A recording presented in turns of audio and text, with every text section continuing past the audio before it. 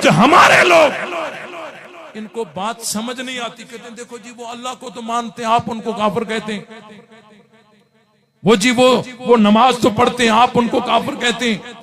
भाई देखो ईमान किसको कहते हैं?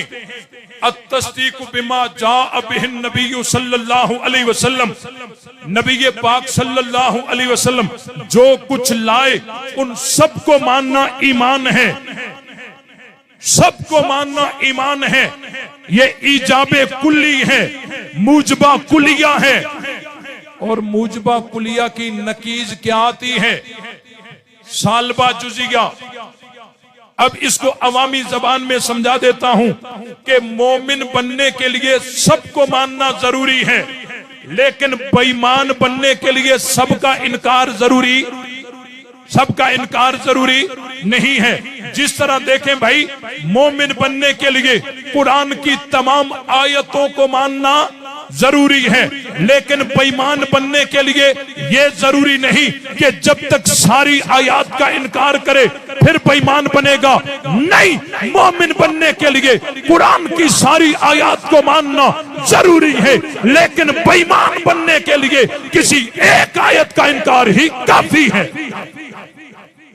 आप इसको यूं समझें, ईमान की मिसाल आप समझें सेहत, और कुफर की मिसाल आप समझें मर्ज। तो सेहतमंद बनने के लिए तमाम बीमारियों से बचना जरूरी है, तब सेहतमंद होगा ना।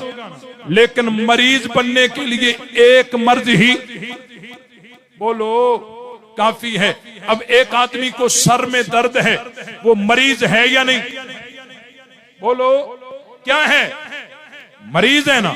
अब आगे से कोई कहते जी इसको मरीज ना कहें, इसका दिल तो सही काम कर रहा है, इसका जिगर तो सही काम कर रहा है, इसके गुर्दे तो सही काम कर रहे हैं। अरे भाई ये मरीज है, क्योंकि सेहतमंद बनने के लिए तमाम बीमारियों से बचना जरूरी है, लेकिन मरीज बनने के लिए एक मर्ज ही काफी है। आप इस्लाम की मिसाल समझें सफाई, और कुफर की मिसाल समझें दाग। तो साफ बनने के लिए तमाम दागों से बचना जरूरी है, और दागदार बनने के लिए एक दाग ही काफी है। अब इस्लाम की मिसाल समझे बेकसूरी, और कुफर की मिसाल समझे जुर्म।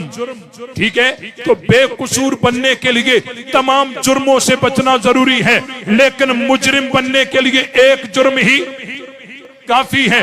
अब एक आदमी ने बकरी चुराई, ये मुजरिम है या नहीं? बोलो, आप इसको मुजरिम कहेंगे या नहीं कहेंगे?